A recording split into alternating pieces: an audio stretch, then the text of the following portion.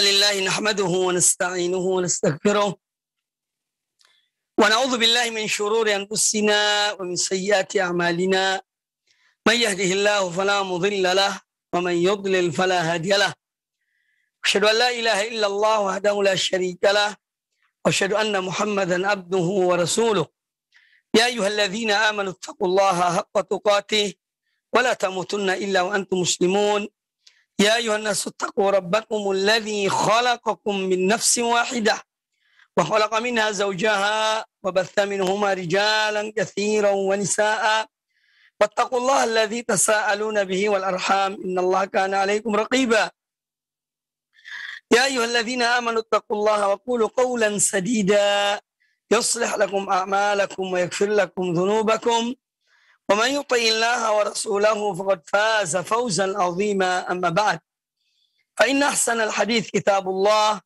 وخير الهدي هدي محمد صلى الله عليه وآله وسلم وشر الأمور محدثاتها وكل محدثة بدعة وكل بدعة ضلالة وكل ضلالة في النار.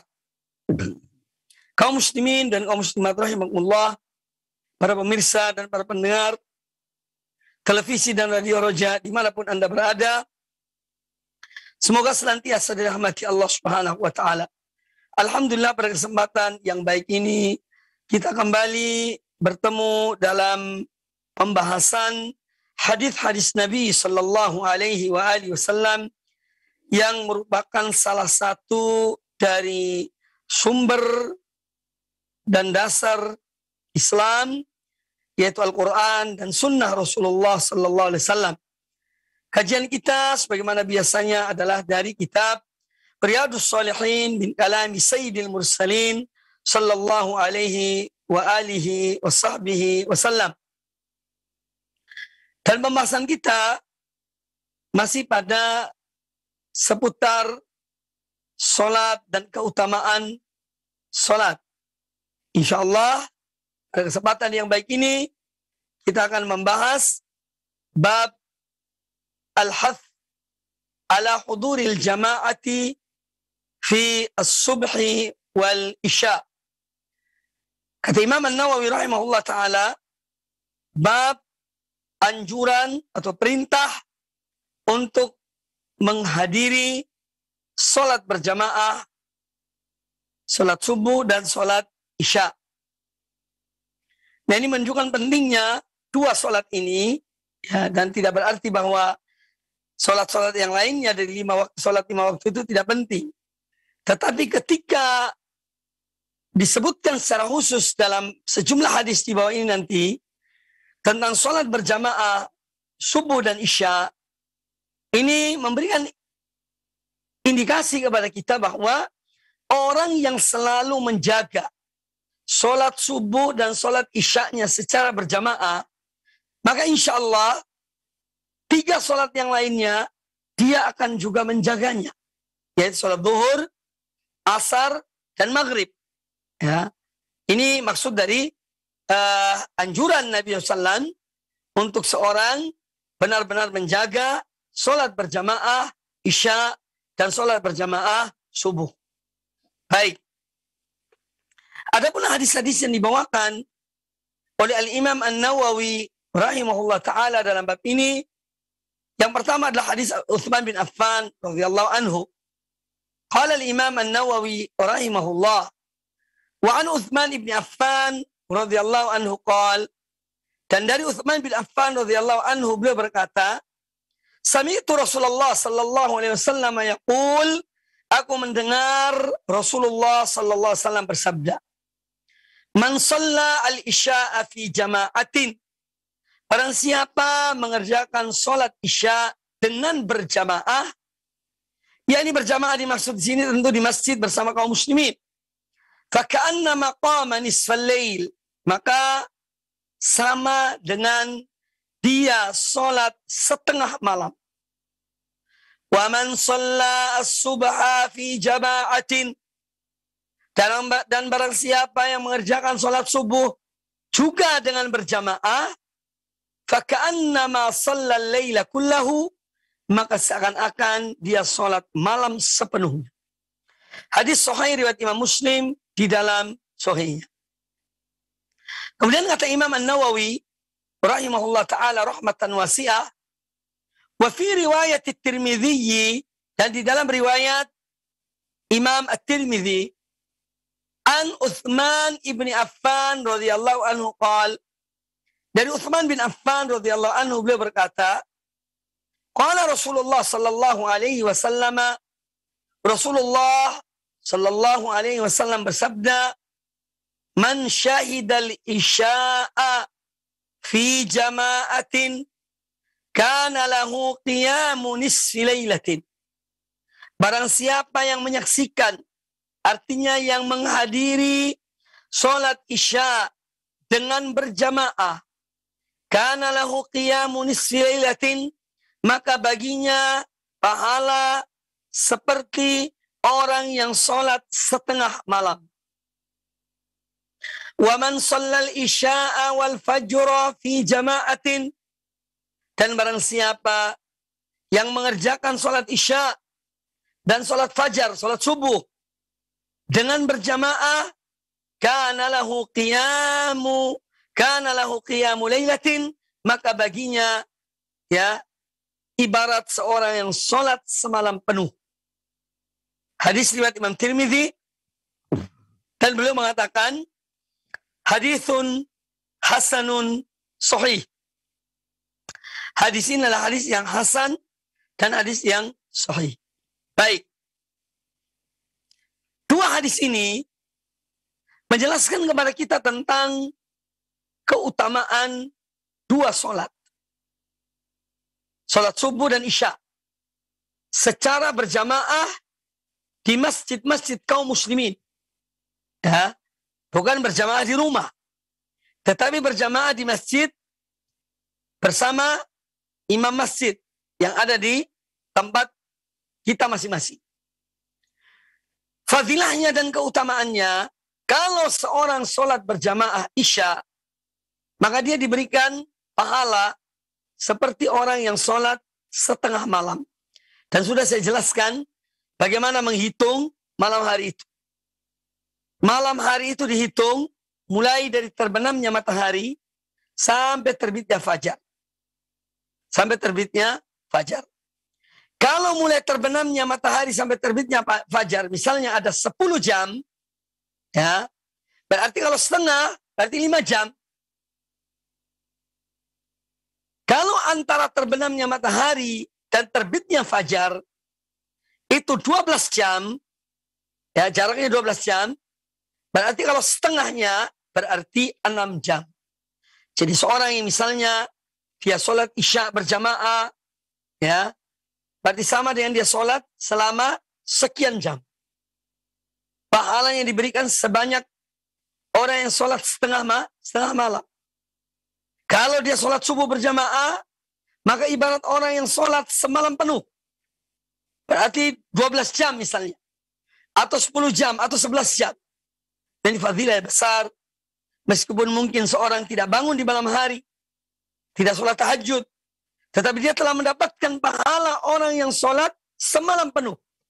Maka dari itu, janganlah kita ini zuhud dalam masalah sholat berjamaah di masjid bersama kaum muslimin, terutama sholat isya dan sholat subuh. Ya.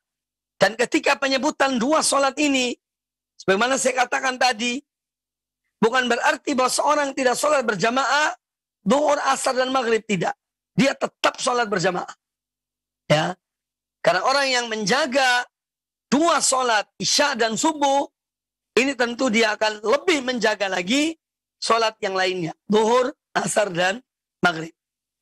Nah, yang diambil dari hadis ini, ya, di antara pelajaran-pelajaran yang diambil dari hadis ini, kita diperintahkan untuk menjaga, memelihara, yaitu sholat subuh dan sholat isya secara berjamaah. Karena orang yang menjaga dua sholat ini, maka dia terhadap sholat yang lainnya akan lebih menjaganya. Karena sholat subuh dan isya termasuk sholat yang berat. Ya. Seorang di malam hari, ketika dia mungkin ngantuk, atau di pagi hari ketika masih tidur, dia dibangunkan untuk sholat subuh. Maka ini hal-hal yang memang tidak ringan. Nah, kalau dua hal ini, dua sholat ini, isya dan subuh, seorang ringan mengerjakannya secara berjamaah, apalagi yang lainnya, zuhur, asar, dan maghrib.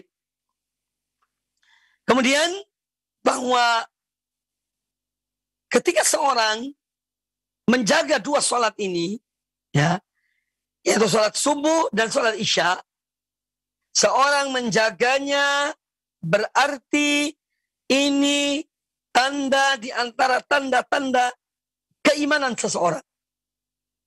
Karena dua sholat ini banyak ditinggalkan oleh orang-orang munafik di zaman Nabi Sallallahu Alaihi Wasallam. Ya, jadi ketika seorang menjaga dua sholat ini secara berjamaah, ini pertanda iman yang ada dalam dirinya. Bahwa dia bukan orang munafik. Karena sholat yang paling berat bagi orang munafik yaitu sholat isya dan sholat subuh. Ya, maka jangan kita menanamkan dalam diri kita sifat-sifat kemunafikan.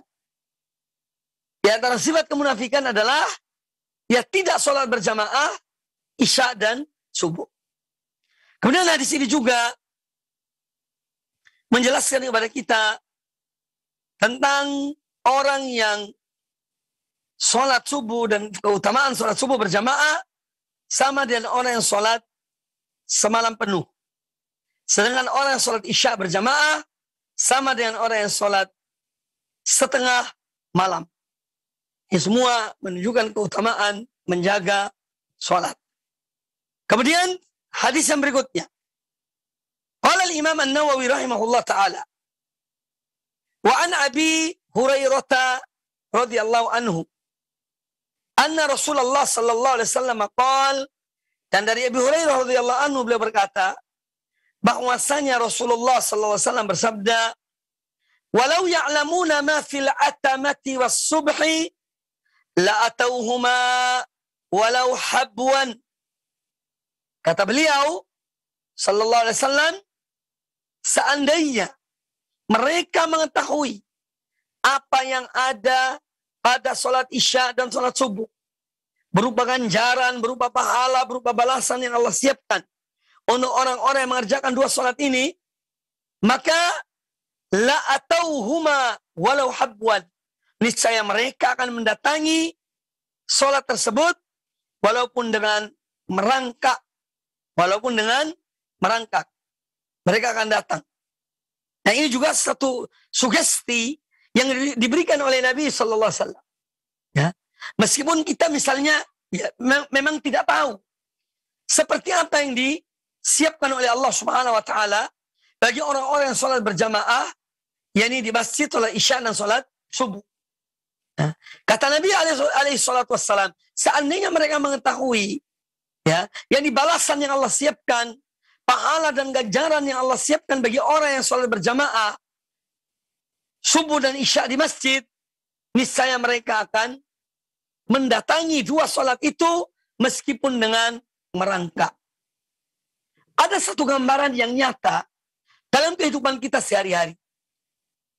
Misalnya kita diundang makan, undang makan oleh seseorang, teman kita atau saudara kita, itu kita kalau tahu betul bagaimana saudara kita ini menyiapkan makanan, biasanya makanan yang enak-enak, makanan yang Masya Allah, tentu ketika mendapatkan undangan ini, kita akan memperhatikan betul undangan ini.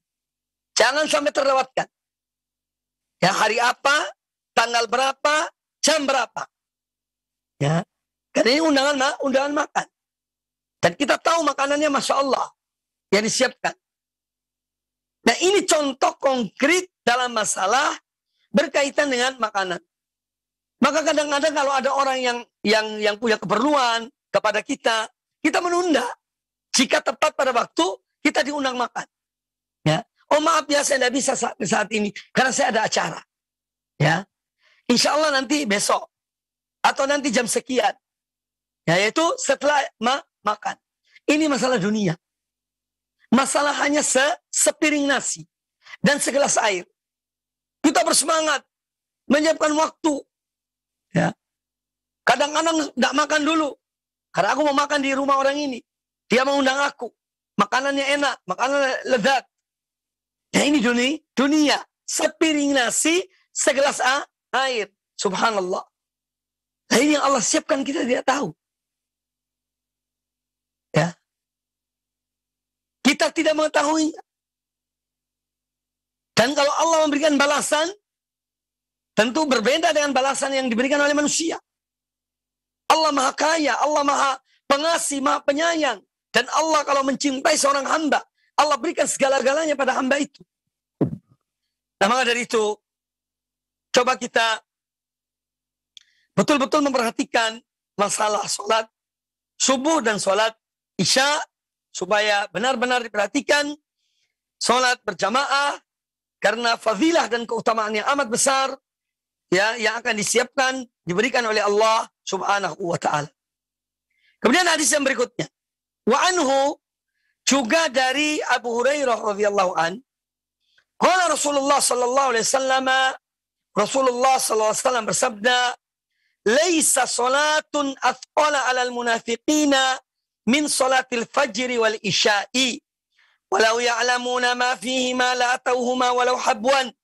Hadis muttafaqun alaih, dikeluarkan oleh Imam Bukhari dan Imam Muslim di dalam Sahih Bukhari dan Sahih Muslim. Rasulullah sallallahu alaihi wa alihi wasallam bersabda, laisa salatun, tidak ada satu salat pun, athqala 'alal munafiqin, yang lebih berat ya bagi orang-orang munafikin, min salatil fajri wal isya, melebihi salat fajar, salat subuh dan salat isya. Jadi salat yang paling berat bagi orang-orang munafikin adalah salat subuh dan salat isya. Walau ya'lamuna ma fihima la atauhuma walau habwan, seandainya mereka mengetahui apa yang ada, yang disiapkan oleh Allah Ta'ala bagi dua sholat itu, ya, seandainya mereka orang munafikin tahu, maka mereka akan datang untuk mengerjakan dua sholat itu, walaupun dengan merangkak. Jadi dua hadis ini, yang pertama dan kedua, sangat jelas yang kita bahas ini. Bahwa balasan Allah bagi orang-orang yang sholat berjamaah isya dan subuh, yaitu balasan yang kita tidak mengetahuinya, karena Allah menyiapkan sesuatu yang memang tidak diketahui oleh hamba-hambanya. Ya. Tapi yang jelas kita yakin pada Allah Ta'ala bahwa apa yang Allah siapkan adalah yang terbaik, berlipat ganda, yang tidak disangka dan tidak diduga oleh seorang hamba.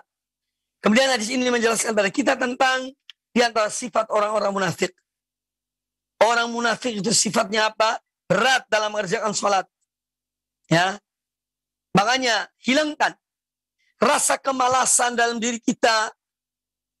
Kalau masuknya waktu sholat, rasa berat jangan sampai ada dalam diri kita. Ya, justru seorang mukmin dia tuh senang dengan masuknya waktu sholat. Ya, dengan dia mendengarkan azan, dia bergembira karena dia akan bertemu dengan Allah Subhanahu Wa Taala. Dia akan bermunajat dengan Allah Subhanahu Wa Taala. Makanya di antara orang-orang yang mereka mendapat naungan Allah di hari kiamat kelak, yang mana pada hari tersebut tiada naungan kecuali naungan Allah Azza wa Jalla, Nabi SAW menyebutkan 7 golongan. Salah satunya adalah warajulun qalbuhu mu'allaqun bil masajidi, dan seorang yang hatinya bergantung di masjid. Dia cinta kepada masjid. Ya, dia ingin segera ke masjid untuk sholat berjamaah.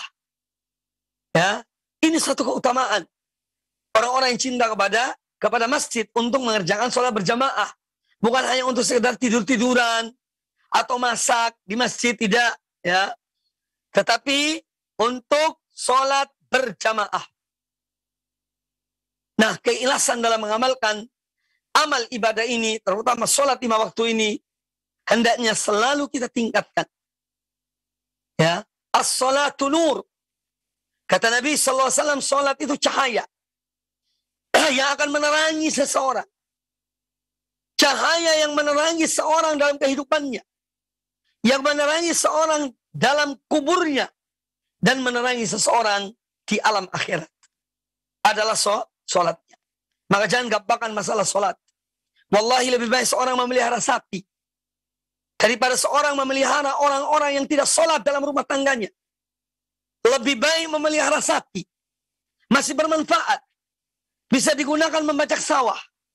Bisa diambil air susunya. Dan manfaat-manfaatnya yang lain yang dimiliki oleh seekor sapi. Daripada memelihara orang-orang yang kita beri makan pada mereka, kita beri minum pada mereka, kita infakkan mereka, tapi mereka meninggalkan sholat yang merupakan ibadah pada Allah Subhanahu wa Ta'ala. Kaum muslimin, para pemirsa, para pendengar televisi dan radio Roja, dimanapun Anda berada, itulah keutamaan sholat, terutama khususnya sholat subuh dan sholat isya. Maka perhatikan betul sholat-sholat kita, sebagaimana Allah Ta'ala berfirman, hafidhu ala sholawati was sholatil wusta, jagalah sholat-sholat kalian, jagalah sholat-sholat itu, dan sholat yang wusta, sholat yang tengah, yaitu sholat asar. Baik, kita lanjutkan bab yang berikutnya. Babu al-amri bil muhafadhati ala sholawatil maktubat, wal nahyi al-akid, wal wa'id al-syadid fi tarkihinna. Bab tentang perintah untuk menjaga, untuk memelihara solat-solat yang diwajibkan oleh Allah Ta'ala. Yaitu solat yang lima waktu ini. Wan nahi al-akid, dan larangan yang sangat kuat dan ancaman yang sangat keras bagi mereka yang meninggalkan solat 5 waktu ini. Ini bab yang juga ditulis oleh Imam An-Nawawi rahimahullah ta'ala dalam kitabnya Riyadhus Shalihin min kalami Sayyidil Mursalin sallallahu alaihi wa alihi wasallam. Ayat-ayat Al-Quranul Karim yang dibawakan oleh Al-Imam An-Nawawi rahimahullah ta'ala dalam bab ini, yang pertama adalah surat Al-Baqarah ayat yang ke-238. Surat Al-Baqarah 238, Allah Azza wa Jalla berfirman, hafidhu ala salawati was salatil wusta. Jagalah, peliharalah ya salat-salat itu dan salat yang wusta, yaitu salat asar. Salat yang 5, subuh, zuhur, asar, maghrib dan isya. Kemudian Nabi kemudian Allah Ta'ala menyebutkan dan salat asar. Berarti dalam ayat ini ada 2 perintah. Ada 2 salat, ada satu salat yang disebutkan 2 kali. Pertama disebutkan secara umum dalam kalimat hafidhu ala salawat. Salawat ini bentuk jamak. Masuk dalam salawat ini, dalam salat-salat yang disebutkan di dalam kata ini, termasuk salat asar. Ini disebutkan 1 kali secara umum. Kemudian disebutkan secara khusus, wassalatil wusta. Dan jagalah salat yang menengah, yaitu salat wusta. Ini menunjukkan keutamaan salat asar. Ya, Allah menyebutkan untuk menjaga salat asar ini 2 kali. Yang pertama secara umum, yang kedua secara khusus. Ya. Kemudian dalil yang lain yang dibawakan oleh Imam An-Nawawi rahimahullah ta'ala tentang perintah untuk menjaga salat adalah firman Allah Subhanahu wa ta'ala dalam surat At-Taubah ayat yang ke-5.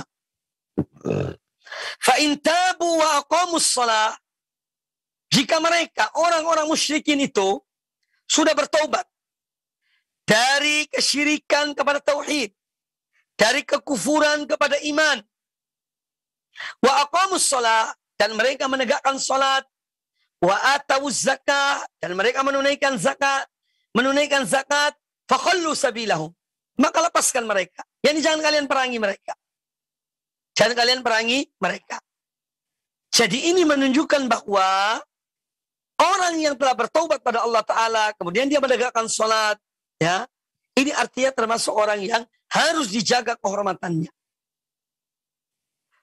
dipahami dari ayat ini, kalau seorang tidak mengerjakan sholat, tidak menunaikan zakat, maka dia diperangi. Dalam arti, ya ini dituntut untuk mengerjakannya.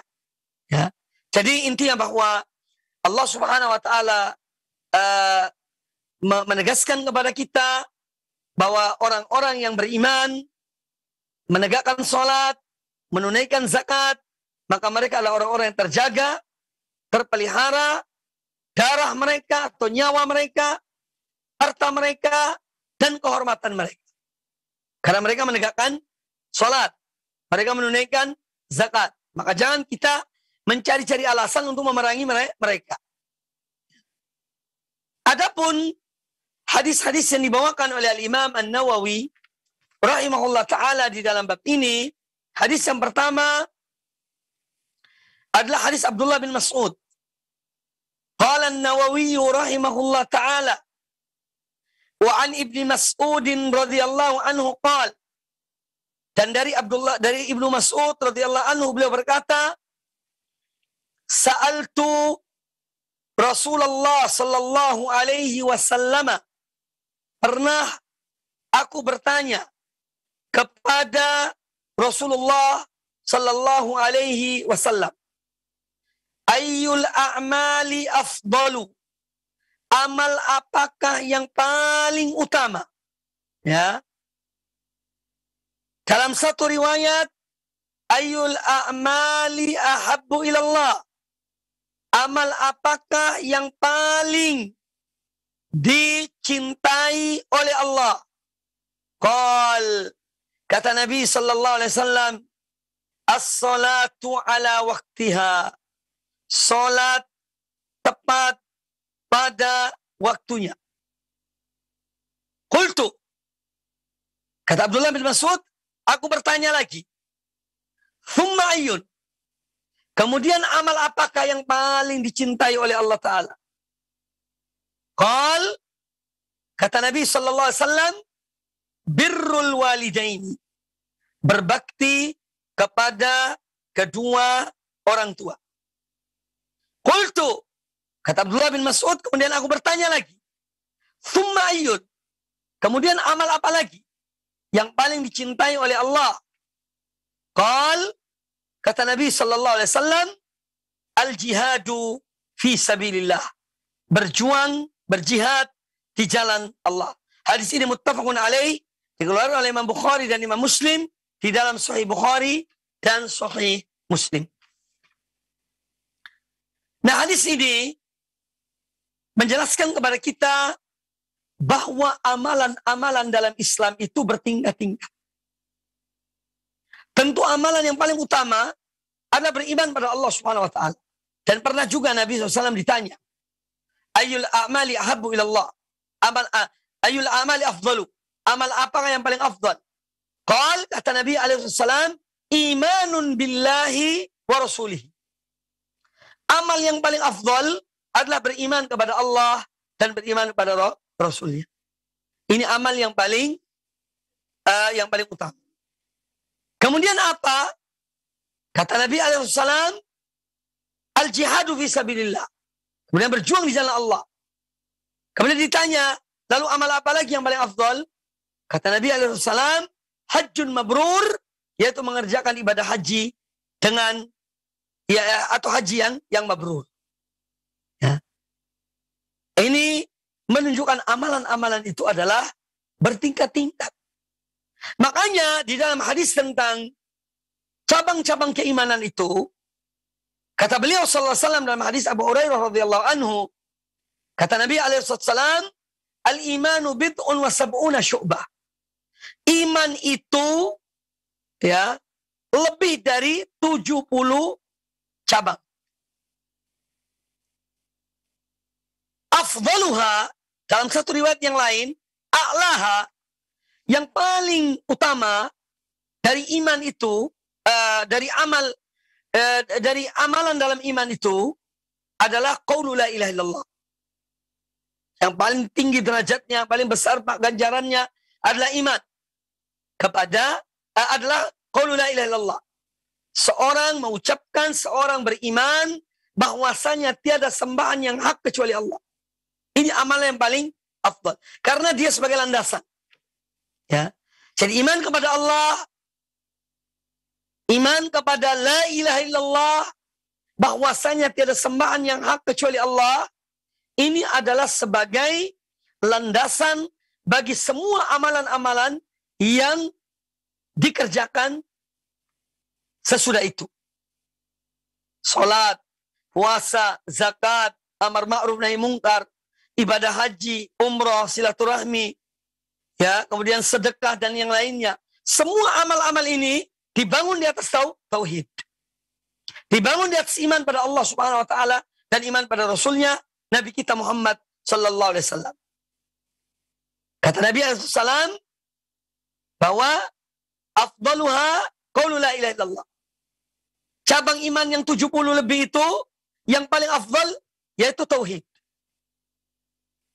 Wa adnaha, dan yang paling rendah, imatatul adza anit tariq, yaitu menyingkirkan gangguan dari jalan. Wal haya'u syu'batun minal iman. Dan rasa malu itu adalah salah satu cabang dari cabang-cabang iman. Nah, kita melihat di sini, ketika Nabi SAW menyebutkan bahwa amalan-amalan dalam keimanan itu lebih dari 70.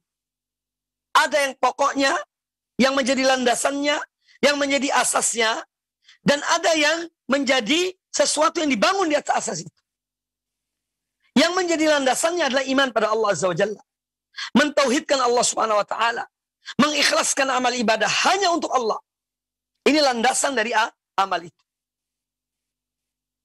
Akan terbangun amal-amal seorang hamba, salatnya, puasanya, zakatnya, hajinya, umrohnya, sedekahnya, silaturahminya, dan yang lainnya, akan terbangun dengan kuat di atas landasan yang kuat. Makanya amalan bertingkat-tingkat. Tidak sama antara seorang yang misalnya mengerjakan ibadah haji yang mabrur dan seorang menyingkirkan duri di jalan. Sama-sama amalan iman. Dua-duanya ini adalah amalan-amalan keimanan. Ya. Tetapi tentu berbeda antara dua amal ini. Haji yang mabrur dan menyingkirkan duri dari jalan.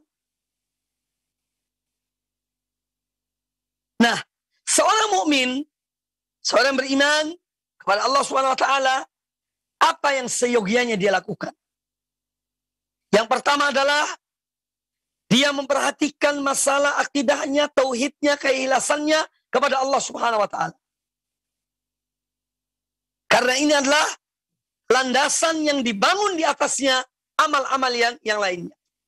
Maka hendaknya dalam kita mengerjakan apa saja, amal-amal ibadah yang kita kerjakan hendaknya betul-betul kita berusaha untuk mengikhlaskan amal itu murni hanya karena Allah, hanya untuk Allah Subhanahu wa taala. Ini yang pertama. Yang kedua, hendaknya di dalam kita mengerjakan amal-amal itu selalu kita jadikan pedoman, contoh, teladan adalah Rasulullah sallallahu alaihi wasallam. Sehingga kita tidak melakukan amalan-amalan yang tidak diperintahkan oleh beliau, yang tidak dicontohkan oleh beliau. Kemudian yang ketiga, di dalam mengerjakan amal-amal kebaikan itu, kita tidak usah memilah-milih. Ya. Kalau amal itu bernilai, amal itu besar, kita kerjakan. Kalau amal itu kecil, amal kebaikan itu kita anggap kecil, kita tidak mengerjakannya. Jangan. Ya. Tetapi setiap peluang yang ada, baik amalan-amalan yang besar maupun amalan-amalan yang kita anggap sebagai amalan yang kecil, hendaknya setiap peluang yang ada untuk mengerjakan satu amal kebaikan, lakukanlah. Kerjakanlah. Ya. Karena apa? Kita tidak mengetahui. Dari amal-amal yang banyak yang kita kerjakan itu, dan jenis-jenisnya, kita tidak mengetahui mana yang diterima oleh Allah Ta'ala, dan mana yang dengan sebab amal itu Allah mengampuni dosa kita. Kita tidak mengetahui. Maka setiap ada peluang, setiap ada kesempatan untuk melakukan amal-amal kebaikan, besar maupun kecil, kerjakanlah. Ya. Saya mengatakan hal ini berdasarkan sesuatu. Yakni seorang dalam melakukan sebuah amal ibadah, amal kebaikan, jangan dia itu menunggu yang besar. Kalau yang kecil, diremehkan. Ya. Tapi setiap peluang yang ada, lakukanlah amal itu. Besar maupun kecil. Karena apa? Ada satu contoh. Ada seorang wanita yang dia berzina di zaman Bani Israel. Dia seorang mukminah, seorang beriman, terjerumus dalam dosa. Dia berzina. Ini dosa besar. Kemudian pada suatu saat, dia setelah minum air karena haus, dia melihat di sekeliling sumur itu ada seekor anjing. Seekor anjing ini dalam keadaan haus, mengeluarkan lidahnya sampai menjilati pasir. Maka wanita itu mengatakan bahwa anjing ini haus, sebagaimana aku tadi haus. Maka kemudian dia mengambil dengan menggunakan sepatunya, khufnya, dia mengambil air dan dia berikan kepada seekor anjing yang haus ini. Dengan sebab amalan ini tadi, Allah mengampuni dosanya. Allah mengampuni dosanya. Nah, ini menunjukkan bahwa terkadang suatu amal yang seorang tidak menyangka bahwa amal itu dianggapnya kecil, tetapi ternyata dengan amal itu Allah mengampuni dosanya yang besar. Allah mengampuni dosanya yang besar. Maka jangan pilih-pilih. Di dalam kita beramal, termasuk di dalam kita berdakwah, mengajak manusia kepada Allah, ya, kita ajarkan semuanya. Akidah diajarkan, ibadah diajarkan, ajarkan manusia ini, umat ini, akidah yang benar, manhaj yang benar, ibadah yang benar, akhlak yang benar, semua kita ajarkan. Ya, kita ajarkan semuanya. Jangan kita meremehkan. Jangan hanya melihat hanya akidah. Yang lainnya gampang nanti, tidak. Apa yang dapat kita kerjakan, kita ajarkan, kita amalkan, kerjakan. Ya. Ini metode yang benar. Makanya kita melihat dalam hadis-hadis Nabi SAW, ketika beliau menyebutkan tentang satu contoh tadi, hadis tentang iman itu lebih dari 70 cabang, beliau menyebutkan amalan-amalan, ya, yang pertama adalah tauhid. Qaulu la ilaha illallah. Ya. Amalan lisan. Yang lisannya harus dengan hati. Dan niat, kebenaran, keikhlasan dalam mengucapkan, dalam beriman pada Allah Subhanahu wa taala. Kemudian yang kedua, amalan fisik. Yaitu menyingkirkan gangguan dari jalan. Kemudian yang ketiga, amalan hati. Wal haya'u syu'batun minal iman. Rasa malu itu adalah salah satu cabang dari iman. Makanya, ya, dengan hadis ini kita mengetahui makna iman kepada Allah Subhanahu wa taala. Yaitu iman adalah suatu keyakinan dalam hati kita akan keesaan Allah Subhanahu wa taala. Kemudian kita ucapkan dengan lisan kita.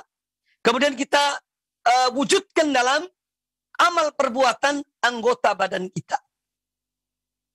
Kaum muslimin dan kaum muslimat pemirsa dan para pendengar televisi dan radio Roja dimanapun Anda berada, hadis Abdullah bin Mas'ud ini menjelaskan kepada kita tentang amalan-amalan yang paling dicintai oleh Allah Subhanahu wa taala. Yang pertama adalah salat pada waktunya. Ya. Inna salata kanat 'alal mu'minina kitaban mawquta. Sesungguhnya salat itu bagi orang diwajibkan atas orang-orang yang beriman pada waktu-waktu yang sudah ditentukan. Ya. Maka di antara syarat sahnya salat adalah mengerjakan salat itu pada waktunya. Kalau seorang mengerjakan salat bukan pada waktunya, kira-kira sah salatnya atau tidak? Tidak sah salatnya. Ya. Kecuali orang yang jamak salatnya, yaitu di luar pembicaraan. Tapi seorang menunda-nunda sholat sampai waktunya habis, hilang, ya, lepas waktunya, maka inilah perbuatan dosa besar. Orang yang menggampangkan, menunda-nunda sholat, nanti sampai habis waktunya, ini ancamannya adalah berat. Ya, fawailul lil musallin alladzina hum an sholatin sahun. Maka celakalah bagi orang-orang yang sholat, yaitu orang-orang selalu lupa, lalai, yang menunda-nunda sholat mereka. Ya, maka jangan gampangkan masalah sholat. Termasuk dalam hal ini, para wanita-wanita yang haid, kalau sudah saatnya bersih, saatnya dia mandi, tidak boleh menunda. Karena ada sebagian wanita demikian. Sudah bersih dari haidnya, tapi tidak mau mandi. Padahal sudah wajib sholat di saat itu. Ya, tapi ditunda. Misalnya seorang wanita bersih di waktu zuhur, tapi dia tidak mau mandi di waktu zuhur, ditunda sampai asar. Maka ini dosa. Ya, dosa besar. Karena dia menunda saat mandinya, yang mana dia sudah wajib mengerjakan sholat zuhur, tetapi dia menunda sampai masuknya waktu asar. Sehingga dia tidak mengerjakan sholat zuhur. Ini termasuk hal-hal yang harus diwaspadai, harus diingatkan. Ya, ini masalah sholat pada waktunya. Kemudian yang kedua, di antara amalan yang paling dicintai oleh Allah Subhanahu wa taala adalah birrul walidain. Jadi kalau sholat itu haknya Allah. Ya. Kemudian sekarang yang kedua, haknya orang tua. Ya. Jadi dua amal ini paling dicintai oleh Allah Ta'ala. Yang pertama adalah sholat 5 waktu, yaitu sholat pada waktunya, yang mana sholat adalah hak Allah Subhanahu wa Ta'ala, yang wajib kita penuhi, yang wajib dipenuhi, dilakukan oleh seorang hamba kepada Allah Subhanahu wa Ta'ala. Kemudian yang kedua, birrul walidain. Ini hak orang tua. Ya. Jadi Islam atau kehidupan kita ini adalah kehidupan yang penuh dengan hak. Ya. Allah mempunyai hak. Orang tua kita mempunyai hak. Diri kita mempunyai hak. Istri kita mempunyai hak. Anak kita mempunyai hak. Tetangga kita mempunyai hak. Sesama kaum muslimin mempunyai hak. Dan seterusnya. Jadi hidup kita ini penuh dengan hukuk. Yang diperintahkan dalam Islam adalah a'ti kulladzi haqqin haqqahu. Berikanlah setiap yang mempunyai hak akan haknya. Ini kewajiban kita. Dan ini yang diajarkan oleh Islam. Islam mengajarkan kepada kita untuk memberikan hak bagi setiap yang berhak. Penguasa mempunyai hak pada rakyatnya. Rakyat mempunyai hak kepada penguasa mereka. Masing-masing punya hak. Suami mempunyai hak pada istrinya. Istri mempunyai hak pada suaminya. Orang tua mempunyai hak pada anaknya. Anak mempunyai hak pada orang tuanya. Dan seterusnya. Ya. Maka Islam mengajarkan pada kita yang pertama kita lakukan adalah hak Allah Subhanahu wa Ta'ala. Yaitu tauhid, yaitu ibadah hanya kepada Allah Ta'ala. Kemudian yang kedua, hak orang tua. Karena dengan perantaraan mereka, kita dilahirkan di muka bumi ini. Kita dipelihara ketika bayi baru lahir keluar dari perut ibu. Kita dijaga, kita dipelihara, kita diasuh oleh orang tua. Semua yang mereka miliki, mereka ingin untuk mengorbankan untuk demi kita sebagai anak. Makanya kita diajarkan oleh Islam untuk pandai berterima kasih. Ya. Pandai berterima kasih. Ketika seorang hamba beribadah pada Allah Ta'ala, pada hakikatnya adalah dia mensyukuri nikmat Allah Subhanahu wa Ta'ala. Dia berterima kasih kepada Allah Ta'ala dalam semua kebaikan yang Allah berikan padanya. Dengan apa? Beribadah hanya kepada Allah. Makanya orang yang beribadah kepada selain Allah, padahal Allah yang memberikan nikmat kepadanya, yang menciptakannya, yang memberikan kepada berbagai macam nikmat, ini adalah dosa yang terbesar. Dosa syirik, dosa terbesar. Allah yang menciptakannya, tapi dia menyembah selain Allah. Allah yang memberikan rezeki padanya, tapi dia beribadah kepada selain Allah. Maka ini kezaliman yang terbesar adalah syirik pada Allah Subhanahu wa Ta'ala. Kemudian Allah mengajarkan dan Rasulnya mengajarkan pada kita untuk pandai berterima kasih pada orang tua kita. Karena dengan sebab mereka kita ada di bumi ini. Kita lahir di muka bumi ini. Maka sudah seyogianya seorang membalas kebaikan orang tuanya. Ya, termasuk dalam hal ini adalah guru dan muridnya. Murid yang tidak bersyukur kepada gurunya, wallahi ilmunya tidak akan berkah. Ya. Ilmunya tidak akan berkah. Orang yang tidak mensyukuri, yang tidak berterima kasih kepada gurunya. Ya. Ini hak masalahnya. Hak. Maka dari itu, Islam mengajarkan kepada kita tentang hak ini. Nah, hak orang tua, mereka dihormati. Berbuat baik pada mereka. Birrul walidain, berbakti kepada orang tua. Ini adalah amal yang wajib. Makanya Allah haramkan durhaka pada orang tua. Meskipun orang tua itu berlainan akidah dengan kita. Berbeda akidah dengan kita. Orang tua kita, na'udzubillah, misalnya orang tua kita bukan muslim. Kita sebagai orang muslim, kita tetap mempunyai kewajiban untuk bergaul, untuk berbuat baik kepada orang tua kita. Meskipun berbeda akidah, berbeda keyakinan. Ya. Ini ajaran Quran. Ajaran Al-Quranul Karim dan ajaran Sayyidul Mursalin sallallahu alaihi wasallam. Ya. Itu Islam.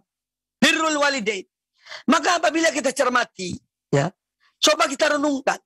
Ketika Allah menyuruh kita untuk beribadah pada Allah Subhanahu wa taala, kemudian Allah menyuruh kita untuk berbakti kepada kedua orang tua, pada hakikatnya makna yang terbawa dalam dua perintah ini adalah Allah mengajarkan kita untuk pandai mensyukuri, pandai berterima kasih kepada yang berbuat baik pada kita. Itu ajaran intinya. Makanya Allah menyuruh kita beribadah pada Allah. Karena nikmat-nikmat yang demikian banyaknya Allah berikan pada kita. Ya. Supaya kita ini pandai berterima kasih pada Allah Ta'ala. Dan itu bukan bayaran. Karena tidak mungkin kita membayar nikmat Allah itu mustahil. Ya. Nikmat Allah sangat banyak. Sementara kita dituntut hanya amalan-amalan yang ya bisa dihitung menitan. Sholat 5 waktu itu, kalau satu sholat 10 menit, maka kita butuh 50 menit untuk satu hari beribadah pada Allah Ta'ala. Nah, 50 menit beribadah pada Allah Ta'ala dibandingkan dengan nikmat-nikmat Allah yang Allah berikan pada kita, ya, selama 24 jam, seumur hidup kita, ya apa artinya?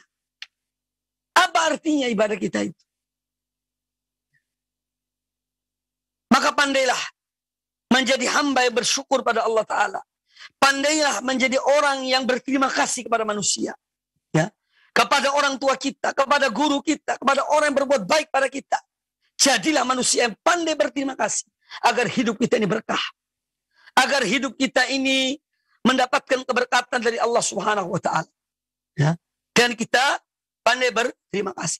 An-Nabi alaihissalam mengajarkan kepada kita, apabila seorang berbuat baik padamu, kamu tidak bisa membalas dengan sesuatu, entah itu berupa materi atau yang lainnya, maka cukup kamu mengucapkan jazakallahu khairan. Ya, semoga Allah membalas kamu dengan satu kebaikan. Suruh mendoakan. Ini ajaran Muhammad bin Abdullah sallallahu alaihi wasallam. Ajaran sangat mulia yang menunjukkan beliau mengajarkan pada kita untuk pandai berterima kasih kepada orang yang pernah berbuat baik pada kita. Ya. Maka jangan bicara masalah manhaj, masalah salaf, masalah akidah, masalah ini dan itu kalau kita tidak bisa menerapkan dalam kehidupan kita. Ya. Tidak usah banyak bicara. Islam ini agama bukan teori tok. Islam agama praktek. Ya. Ilmu dan amal. Tidak hanya teori.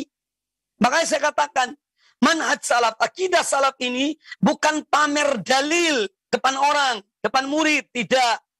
Tapi ilmu dan amal. Ilmu dan amal. Itulah akidah dan manhaj salafus saleh radhiyallahu anhum ajma'in. Setelah birrul walidain, maka Abdullah bin Mas'ud bertanya, amal apa lagi ya Rasulullah? Yang paling dicintai oleh Allah Ta'ala, kata beliau, al-jihadu fisabilillah. Kamu berjihad di jalan Allah.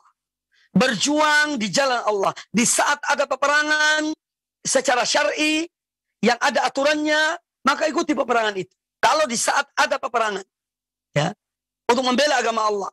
Tetapi di saat tidak adanya peperangan, dalam keadaan aman, maka seorang berjihad di jalan Allah sesuai kemampuannya. Ya. Yang mempunyai harta dan hartanya, dia memperjuangkan agama Allah dan hartanya. Yang mempunyai ilmu, dia memperjuangkan agama Allah dan ilmunya. Yang mempunyai tenaga, dia perjuangkan agama Allah dan tenaganya. Yang mempunyai jabatan, ya, kedudukan, maka dia perjuangkan agama Allah dan apa yang dimilikinya yang Allah anugerahkan kepadanya berupa kedudukan dan jabatan. Ya, jadi masing-masing berbuat, yang terpenting adalah ada niat dalam hati. Ada kemauan untuk kita beramal, memperjuangkan agama Allah subhanahu wa ta'ala. Sesuai dengan kemampuan masing-masing. Ya, sesuai dengan kemampuan masing-masing. Orang yang memperjuangkan agama Allah azza wa jalla, Allah akan menolongnya. In tansurullaha yansurkum wa yuthabbit aqdamakum. Jika kalian menolong agama Allah, Allah akan menolong kalian. Dan Allah akan menetapkan, meneguhkan pendirian-pendirian kalian. Ya. Maka orang yang selalu menolong agama Allah, dia akan menjadi orang yang mempunyai prinsip dan berpegang teguh kepada prinsipnya. Ya. Kalau dia menolong agama Allah Subhanahu wa taala. Tetapi kalau seorang tidak menolong agama Allah, dia menolong dirinya, dia menolong hawa nafsunya, dia menolong kepentingannya, tapi dengan label agama, maka dia akan menjadi orang yang pelin-pelan. Dia akan menjadi orang yang berbicara sesuai kepentingan, sesuai dengan hawa nafsunya, sesuai dengan keinginan dirinya. Karena punya kepentingan, maka dia berbicara sesuai dengan kepentingannya. Nah, di sini pentingnya kita menanamkan dalam diri kita, yaitu apa? In tansurullaha yansurkum wa yuthabbit aqdamakum. Jika kalian menolong agama Allah, niscaya Allah akan menolong kalian dan menetapkan, meneguhkan pendirian-pendirian kalian. Kaum muslimin dan kaum muslimat, para pemirsa dan para pendengar rahimani wa rahimakumullah, yang dibawa sesudah mati, yang bermanfaat bagi kita, iman dan amal soleh. Yang lainnya tidak ada gunanya. Ya. Maka apa yang kita miliki dari nikmat-nikmat Allah yang Allah berikan pada kita, manfaatkanlah untuk meningkatkan iman dan amal soleh kita. Karena itu akan bermanfaat bagi kita. Ya, setelah kita meninggal. Seorang meninggal hanya sendirian masuk dalam kuburan. Tidak ada temannya kecuali amalnya. Kecuali amal ibadah, amal perbuatannya. Kalau baik maka temannya baik, kalau buruk maka temannya buruk dalam kuburannya. Ya. Hidup mau sampai di mana? Hidup ini. Orang-orang yang lebih mulia dari kita, yang lebih bermanfaat bagi manusia, ya, bagi Islam, itu telah banyak yang pergi, meninggalkan dunia ini. Ya. Maka dari itu, hendaknya kita menyadari betul tentang memberikan manfaat kepada manusia, yaitu dalam kita memperjuangkan agama Allah Subhanahu wa ta'ala. Ya, jadi berjihad tidak hanya bermakna peperangan. Berjihad tidak hanya bermakna pertempuran di medan peperangan, tidak. Tapi seorang di saat tidak ada pertempuran, peperangan, maka dia memperjuangkan agama Allah sesuai dengan kemampuan yang ada padanya. Ya, harta atau ilmu atau kedudukan, jabatan, yang intinya dia bisa memberi manfaat, ya, kepada kaum muslimin. Dia bisa menolong agama Allah Subhanahu wa ta'ala.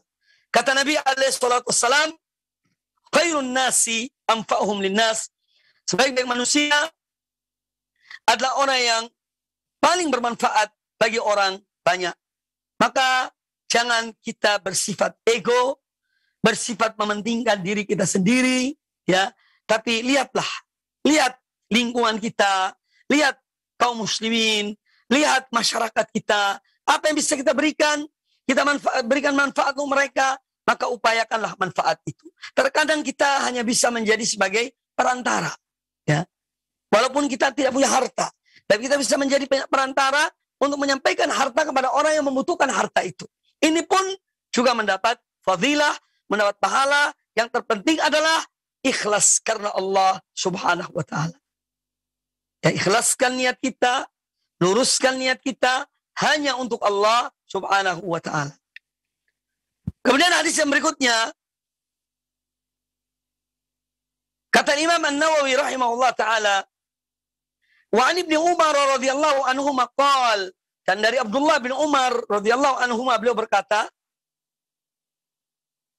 qala Rasulullah sallallahu alaihi wasallam, Rasulullah sallallahu alaihi wasallam bersabda, buniyal islamu ala khamsin. Buniyal islamu ala khamsin. Islam dibangun di atas 5 perkara. Di atas 5, kalau dalam bahasa Jawa 5, soko guru. Ya. Tiang yang pokok. Bunyal Islam ala khamsin, Islam dibangun di atas 5 tiang atau 5 perkara. Syahadat an la ilaha illallah wa anna Muhammadan Rasulullah. Yang pertama adalah bersaksi bahwasanya tiada sembahan yang hak kecuali Allah. Artinya bahwa semua sembahan selain Allah adalah batil. Tidak benar. Mereka tidak berhak disembah selain Allah itu. Wa anna Muhammadan Rasulullah, dan bersaksi bahwasanya Nabi Muhammad sallallahu alaihi wasallam adalah Rasul utusan Allah. Yakni Rasul yang terakhir. Yang Allah utus kepada seluruh umat manusia tanpa kecuali. Rasulullah SAW diutus oleh Allah Ta'ala kepada seluruh umat manusia. Yang kulit putih, kulit merah, kulit hitam, kulit kuning, ya, sawo matang, ya. Semua itu kepada mereka Allah mengutus Rasulullah Sallallahu Alaihi Wasallam. Kemudian yang kedua, wa iqamis shalah. Yang kedua adalah menegakkan salat. Yang ketiga, wa itaiz zakah. Menunaikan zakat. Menunaikan zakat. Yang keempat, wa hajjil baiti. Mengerjakan ibadah haji ke Baitullah. Yang kelima, wa shaumi Ramadan. Puasa di bulan Ramadan. Hadis ini muttafaqun alaih. Dikeluarkan oleh Imam Bukhari dan Imam Muslim dalam Sahih Bukhari dan Sahih Muslim. Nah, ini menjelaskan pada kita tentang arkanul Islam al-khams, yaitu 5 rukun Islam. Rukun Islam ada 5. Islam itu berdiri di atas 5 hal ini. Ya. Islam berdiri di atas 5 hal ini, yaitu iman kepada Allah dan Rasulnya Muhammad sallallahu alaihi wasallam, ya, bersaksi bahwa tiada sembahan yang patut disembah kecuali Allah. Kemudian bahwa Nabi SAW, Muhammad SAW adalah Rasul utusan Allah. Kemudian sholat 5 waktu, puasa di bulan Ramadan, zakat, dan ibadah haji. Ini adalah 5 arkanul Islam. Ya.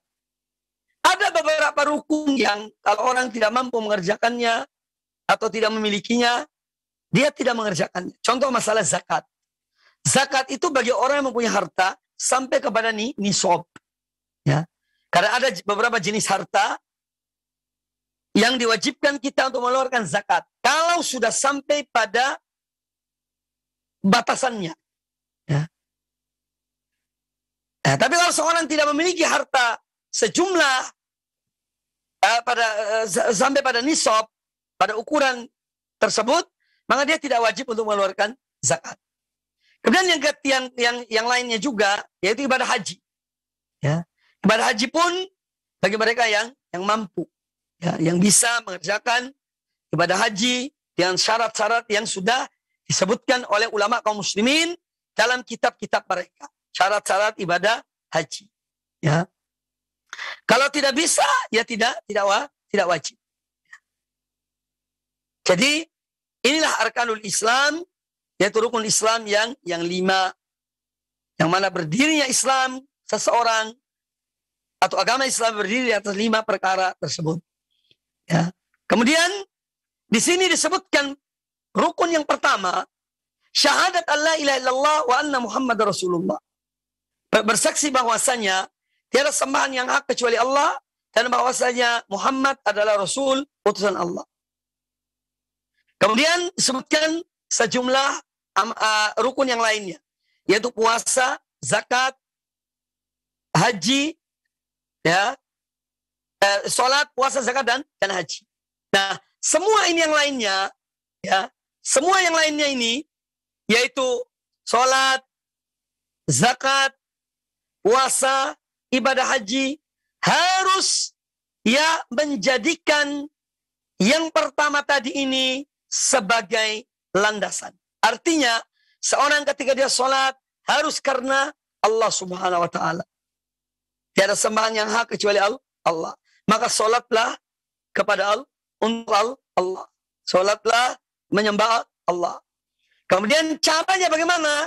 Sesuai dengan kalimat syahadat yang kedua, yaitu yang diajarkan oleh Rasulullah Sallallahu Alaihi Wasallam. Sallu kama ra'aitumuni usolli. Sholatlah sebagaimana kalian melihat aku sholat. Ya, jadi sholat kita harus kita lakukan karena Allah Subhanahu Wa Taala, melaksanakan perintah Allah dan sesuai dengan apa yang dicontohkan oleh Rasulullah SAW. Demikian pula zakat. Zakat seorang mengeluarkannya juga harus niat ikhlas karena Allah Subhanahu Wa Taala dalam rangka melaksanakan perintah Allah, yang mana Allah memerintahkan untuk mengeluarkan zakat dan harus sesuai dengan ajaran Rasulullah SAW. Ukuran-ukuran, ya takaran-takaran, ya masalah zakat itu sudah diatur oleh Rasulullah SAW, maka kita wajib mengikuti beliau. Kemudian yang ketiga, puasa pun demikian. Karena puasa karena Allah, ya. Kemudian juga mengikuti contoh yang diberikan oleh Rasulullah SAW dalam hal berpuasa. Kemudian haji pun demikian. Seorang ibadah haji karena Allah, ya. Bukan karena untuk mendapat jabatan, bukan untuk dipilih sebagai anggota legislatif, tidak. Tapi dia mengerjakan ibadah haji betul-betul karena Allah Subhanahu wa Ta'ala yang memerintahkan untuk melakukan ibadah haji. Kemudian tata cara ibadah haji harus sesuai dengan apa yang dicontohkan oleh Rasulullah sallallahu alaihi wasallam. Khudhu anni manasikakum. Ambillah dari aku yakni tata cara manasik kalian. Ini semua yakni ibadah-ibadah itu harus betul-betul karena Allah Subhanahu wa Ta'ala. Yang kedua mengikuti contoh dan sunnah Rasulullah sallallahu alaihi wasallam. Baik kaum muslimin dan kaum muslimat rahimani wa rahimakumullah, itu tentang arkanul Islam yang disebutkan dalam hadis Abdullah bin Umar radhiyallahu taala anhu. Baik, saya kira hanya ini sementara kajian kita pada kesempatan yang baik ini. Kalau mungkin ada pertanyaan-pertanyaan, ya silahkan dari para pemirsa dan para pendengar yang ingin bertanya, silahkan bertanya kalau memang ada session untuk bertanya. Tetapi kalau tidak, nanti insya Allah saya lanjutkan sedikit tentang atau hadis yang selanjutnya. Semoga bermanfaat bagi kita semuanya. Aku qouli hadza wallahu ta'ala a'lam. Jazakallahu khairan, kami sampaikan kepada Al-Ustaz Mubarak Bamu Alim LCMHI Hafizahullahu Ta'ala yang telah memberikan nasihat kepada kita dari pembahasan kitab Riyadus Shalihin karya Al-Imam An-Nawawi rahimahullahu Ta'ala. Dan untuk selanjutnya kita memasuki sesi tanya jawab. Anda dapat berpartisipasi dengan mengirimkan pertanyaan Anda melalui pesan WhatsApp. Ustaz, pertanyaan pertama melalui pesan WhatsApp, pertanyaan dari hamba Allah di Garut, Ustaz. Ingin bertanya, Pak Ustadz, bagaimana hukumnya jika sholat isya dikerjakan jam 3, Ustadz, jam 3 berbarengan dengan sholat tahajud. Alasannya karena saya sedang sakit. Terkadang jika nunggu isya suka keburu batal. Dan kalau mau wudhu lagi nggak kuat. Karena itu nunggu bangun malam jam 3 sekalian sholat tahajud, sholat isyanya. Pertanyaannya, boleh apa tidak Ustadz? Mohon penjelasannya. Baik, pertanyaannya, yakni pertanyaan yang menginginkan sebuah arahan. Ya.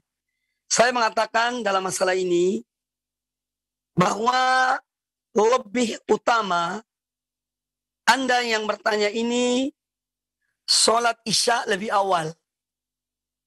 Apalagi sedang sakit. Apakah ada jaminan bahwa Anda akan bangun jam 3 malam Wallahu a'lam. Ya. Ini yang pertama. Yang kedua, sholat isya itu wajib hukumnya. Sedangkan sholat tahajud itu sunnah hukumnya. Walaupun sholat yang bagus kalau dikerjakan. Tapi tidak wajib. Ya. Maka lebih utama dahulukan sholat isya. Ya. Sholat isya, adapun nanti sholat di malam hari kalau memang bangun alhamdulillah, kalau tidak ya sudah. Ya, insya Allah tidak mengapa. Tapi kalau misalnya seorang dia menunda sholat isya, padahal sudah masuk waktunya, tahu-taunya tidak ada umurnya, sementara dia belum sholat, ini tentu dampaknya lebih jelek dan lebih buruk daripada dia mengerjakan sholat isya. Kewajiban yang sudah selesai, ya. Adapun sholat tahajud bukan wajib. Kalau memang bagus, alhamdulillah, ya tidak dikerjakan pun tidak mengapa. Maka saya tetap lebih mengutamakan Anda mendahulukan sholat isya dan jangan ditunda-tunda karena umur manusia tidak ada yang mengetahuinya. Tidak sedikit orang yang tidur tidak bangun lagi. Setelah dia tidur, tatonya tidur seterusnya. Nah, ini yang kedua. Kemudian juga bahwa sholat yang pendekatan diri seorang hamba kepada Allah Ta'ala yang paling dicintai oleh Allah Ta'ala adalah mengerjakan yang wajib. Ya, maka lakukan yang wajib itu, adapun yang sunnah tidak mengapa dikemudiankan. Ya, ini arahan kami. Ya, jangan sampai menunda-nunda sholat isya. Ya, tetap sholat di awal waktu sehingga kalaupun misalnya seorang tidak ada umur, dia sudah mengerjakan sholat. Dia sudah mengerjakan sholat. Ya, semua manusia akan meninggal. Semua manusia akan mati. Tidak ada yang tidak mati. Ya, kita doakan yang menanya mudah-mudahan segera disembuhkan oleh Allah Subhanahu wa taala.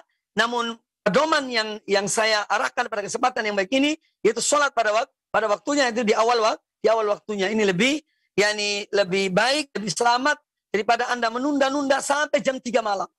Ya, ini bukan waktu yang singkat. Dari jam 8 malam atau jam 7 malam ke jam 3 malam bukan waktu yang pendek. Ya. Oleh karena itu, sholatlah di saat jam 8 atau jam 9, kemudian tidur. Kalau bangun nanti bangun untuk sholat malam. Wallahu ta'ala a'lam.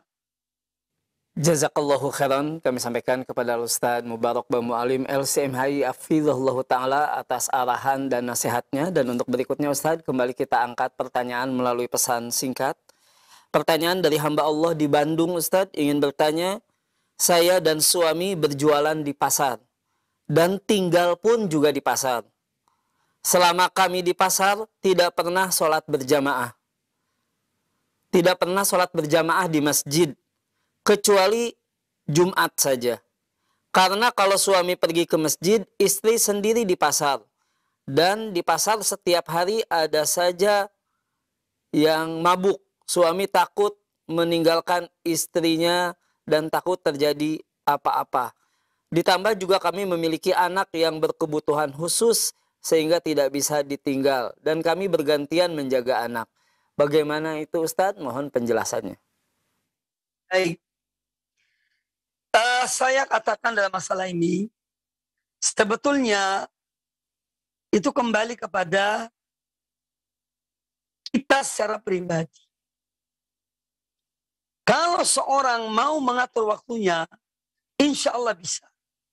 Ya, insya Allah bisa.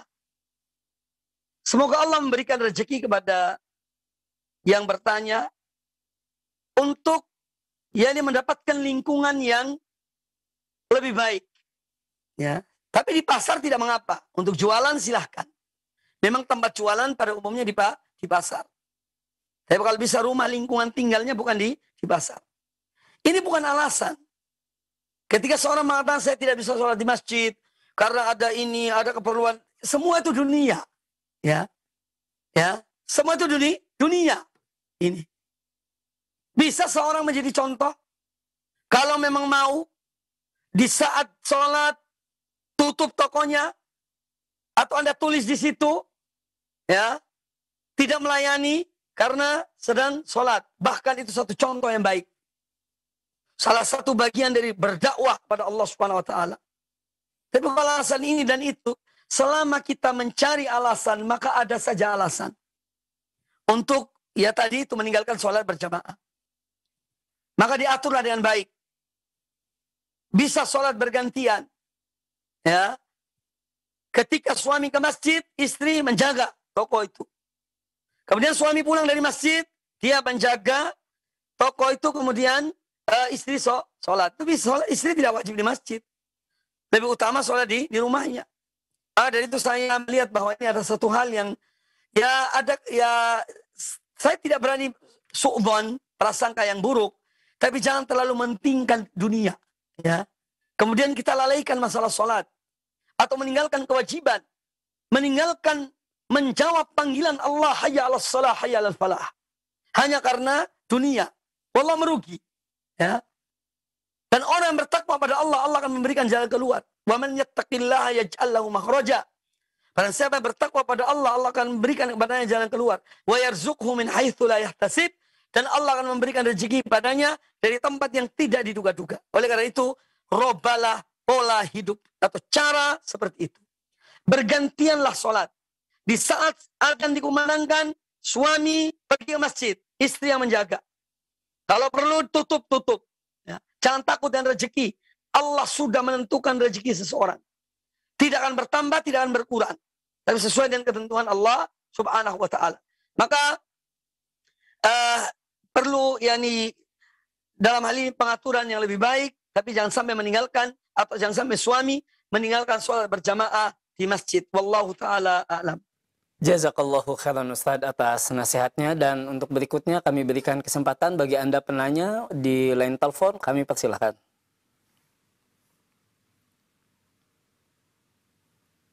Iya. Silakan. Ya, Assalamualaikum warahmatullahi wabarakatuh, Ustaz. Waalaikumsalam warahmatullahi wabarakatuh. Dari siapa, di mana Bapak? Iya, dengan Pak Sam di Ternate, Ustaz. Baik, silakan Pak. Jadi saya mau bertanya begini, Ustaz. Menyangkut dengan sholat berjamaah di dua waktu Isya dan Subuh tadi. Itu khususnya laki-laki ya, Ustaz. Tapi bagaimana dengan ibu-ibu atau perempuan? Baik. Mohon penjelasan, Ustaz. Terima kasih. Assalamualaikum warahmatullahi wabarakatuh. Waalaikumsalam warahmatullahi wabarakatuh. Jazakallahu khairan Bapak Syam di Ternate. Silakan Ustaz. Bagus. Yang dimaksud di sini tentu adalah bagi laki-laki. Ya, sholat berjamaah itu di masjid-masjid yang dimaksud dalam hadis-hadis Nabi SAW adalah di masjid, bukan di rumah. Lalu bagaimana ibu-ibu? Ibu-ibu, bahwa wanita itu lebih utama sholat mereka adalah di rumah mereka. Jadi bagi wanita lebih utama sholat di rumah. Namun kita tidak boleh melarang kalau misalnya istri kita atau anak-anak perempuan kita ingin sholat di masjid. Selama tidak menimbulkan fitnah, tidak menimbulkan hal-hal yang negatif, maka kita tidak melarang mereka sholat di masjid. Tapi tetap sholat seorang wanita di rumahnya itu lebih afdal, lebih utama daripada sholatnya di masjid. Ya, wallahu ta'ala a'lam. Jadi ini maksud adalah bagi laki-laki. Adapun wanita tetap lebih utama sholat di rumah-rumah mereka. Wallahu a'lam.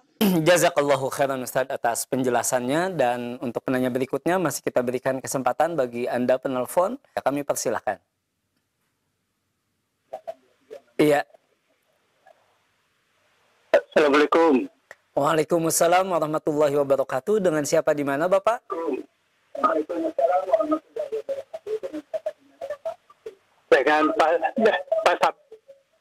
Dengan Pak Sabrin dari Pak Sabrin dari Palangkaraya.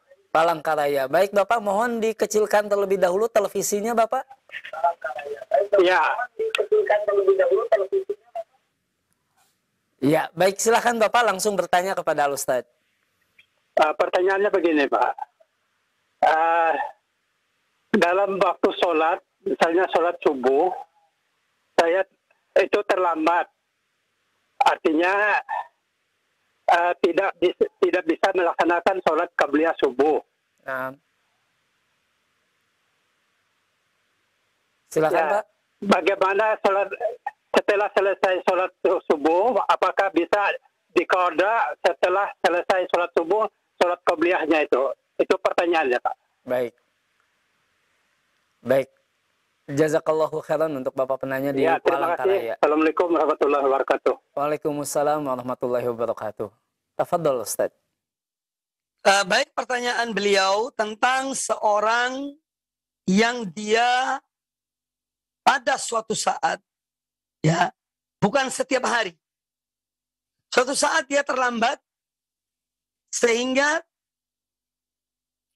tidak mempunyai waktu untuk sholat sunnah qobliyah subuh. Ya. Bolehkah setelah sholat subuh dia mengerjakan sholat qobliyah subuh itu? Ini pertanyaannya. Jawabannya boleh. Karena pernah dilakukan oleh seorang dan dilihat oleh Nabi SAW. Kemudian ditanya oleh beliau, kata orang itu, ini adalah sholat 2 rakaat sebelum subuh. Ini karena dia terlambat ketika itu. Dan Nabi SAW membiarkan. Artinya mengikrarkan, yakni menetapkan sunnah itu. Jadi seorang yang memang betul karena satu alasan, dia belum sempat sholat qobliyah subuh, maka boleh dikerjakannya setelah sholat subuh. Tapi jangan langsung. Seperti biasa zikir, ya, baca zikir setelah sholat subuh.